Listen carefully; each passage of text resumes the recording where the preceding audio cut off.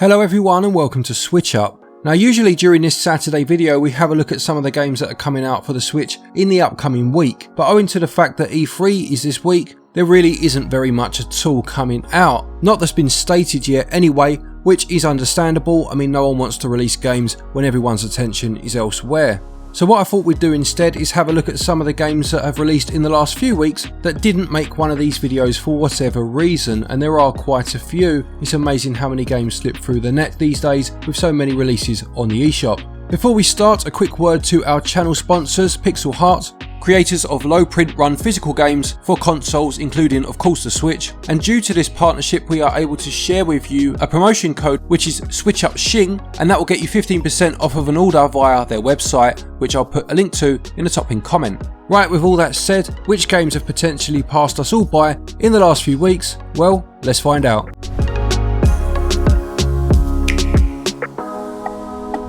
Right, the first game we're going to look at then is CRSED. Now this is a battle royale MMO which came out a couple of weeks ago and is free to play. Of course there are things you can buy, cosmetics, battle passes, etc, but you can get by without spending any money.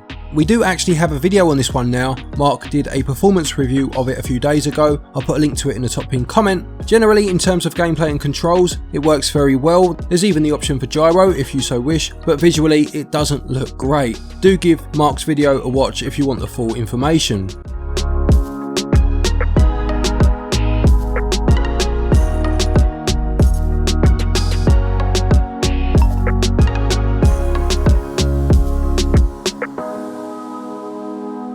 Also out about 10 days ago was a game called Mundaun. This is a first-person horror game set in a dark secluded valley of the Alps. Your character travels there after hearing of the death of their grandfather and soon finds that something old and diabolical is haunting the remaining inhabitants. It says there is a unique world where reality and myth intertwine, a grayscale aesthetic crafted from hand-penciled textures, a fear resistance factor which works on cause and effect, for example, the more scared you are the slower your character will move, as well as puzzles and non-playable characters to interact with. It sounds similar to something like Layers of Fear, and I really do like the art style. It sells for £17.99 or your regional equivalent. Biegli, signor Plevon. Andiamo a saggi contai, che fai?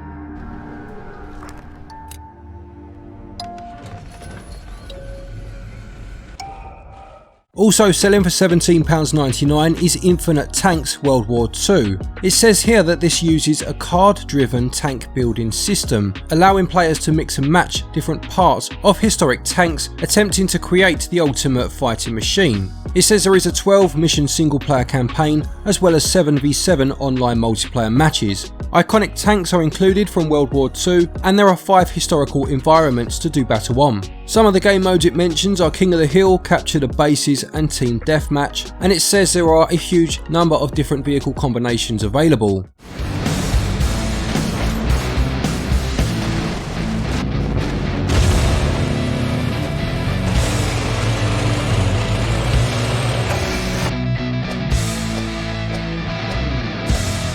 Then you have a game called Overboard which came out on the 2nd of June and is from the team behind 80 Days. This is a detective game where you're the one that's committed the crime. Set in July of 1935, you are on the SS Hook, 8 hours away from New York when a murder is committed. The only problem is, you are the one that did it. You can blackmail a spy, fall in love, murder a rival, cheat at cards, drug a witness, and quite a few more, all in the name of not getting caught. It says that other characters move and act independently, remembering everything they see and hear. Some characters will be friendly and others are out to get you. It says that one playthrough lasts about 45 minutes, but achieving the perfect crime will take much longer. This actually sounds really good, and it does say there is a lot of replayability in trying to get it just right. If you are interested, it's selling for £11.39 or your regional equivalent.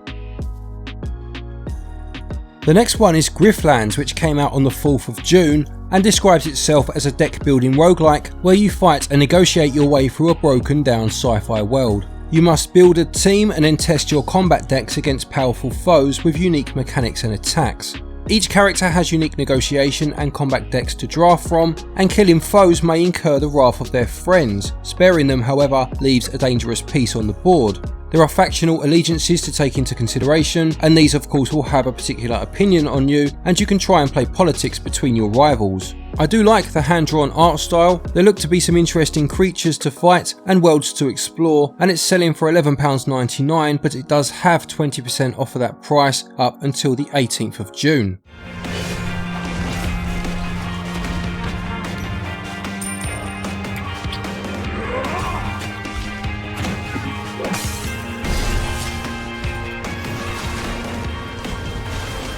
Super Bomberman R Online is another free-to-play game that came out in the last couple of weeks, and again there is a premium pack that you can buy as well as bomber coins that will get you bits in game, I'm sure. Now I own Super Bomberman R, the full game that came out way back when. It might have been a launch game for the Switch actually, and I've always been a fan of Bomberman. As far as I can see, this one looks to be some sort of battle royale in a similar vein to things like Mario 35 or Tetris 99, where you need to be the last one standing. It says compete against 64 players from around the world in this explosive survival battle. Fight your way to the end and outlast all other players to be Bomber 1. As I said, it is free to download, so I suppose it's always worth a go. If you don't like it, you can always delete it, but perhaps if you have played this one already, you can let us know if it's any good. Is it just your classic Bomberman, or is there any more to it? You can even customize your bomb, and each style comes with their own unique blasts. There are blasts that glitter, and even tasty looking ones too. Then you have Love, a puzzle box filled with stories. Having just watched the trailer for this one, it does look really interesting, though you wouldn't know it by the thumbnail, which is incredibly generic, which is a shame. It appears to be a puzzle game based on the inhabitants of a tower block. It says you switch between the past and the present, finding more out about the people that live there, rotating the apartment back and forward through time to solve puzzles. You need to make changes to the lives of the people, resolving their pasts and making their lives better. You'll be learning their stories as you do this. Like I said, it does look really interesting. I like when developers take a classic formula, such as block rotation puzzles, and craft a unique game around it. It's selling for £19.99, which may be a little too much for some people. I suppose it depends how much content you get, but it's certainly one I'll be keeping an eye on for its first sale. Just out on the 8th of June, you have Willy and the Curse of Bonetown. This is a point and click adventure game with 3D graphics, and it actually reminds me quite a lot aesthetically of another point and click game on the Switch called Overboard, although I don't think this has got anything to do with that one. It says you'll be exploring without constraint, collecting items and solving puzzles, and there are over 50 locations to see. It promises a pirate world with a modern twist and 15 non-playable characters to interact with. The story unfolds through funny dialogue choices and challenging puzzles, so says the blurb, and you'll need keen powers of observation, intuition and imagination to get through it. It sells for £22.49, but there is 20% off of that price up until the 22nd of June.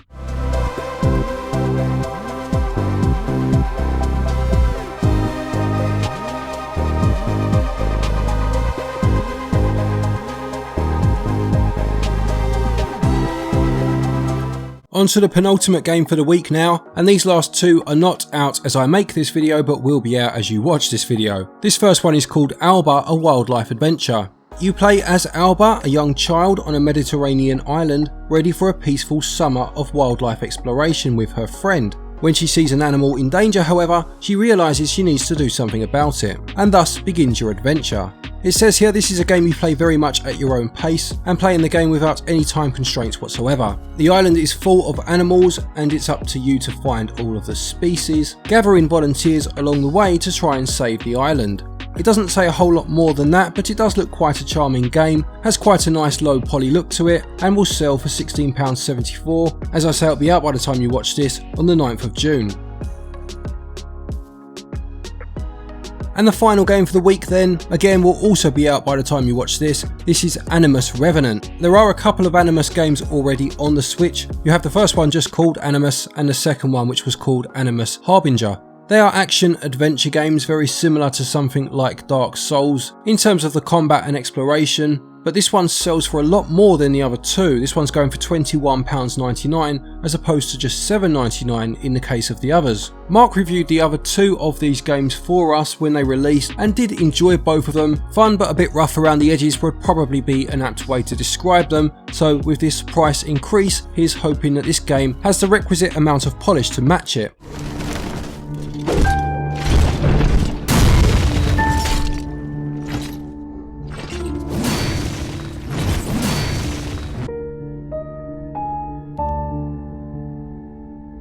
So there you have it, a slightly different video this week. That was 10 games that have released on the Switch in the last few weeks that didn't make it into our upcoming games video for their respective week. I hope you enjoyed that one. It will be back to normal next week. Hopefully after E3 there'll be more to talk about, plus there are some decent looking games coming anyway. A quick thank you to our Patreons as always for your continued support. Don't forget to check out our channel sponsor Pixel Heart's website. Use our code for 15% off of an order. Take care, stay safe of course, and until next time, happy gaming.